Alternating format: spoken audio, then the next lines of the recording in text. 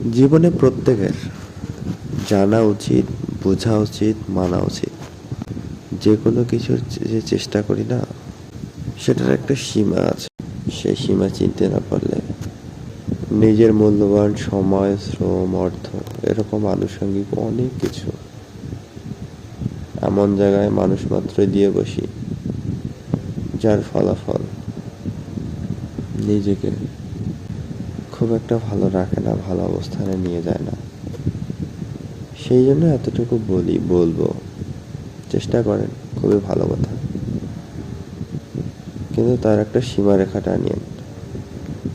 অন্যথায় দেখা যাবে চেষ্টা করতে করতে এমন এক জায়গায় চলে গেছেন যেখানে পৌঁছে দেখবেন ফলাফল শূন্য।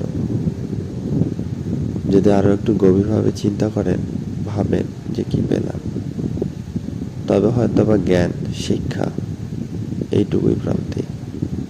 কিন্তু যা ভেবে, যা চেয়ে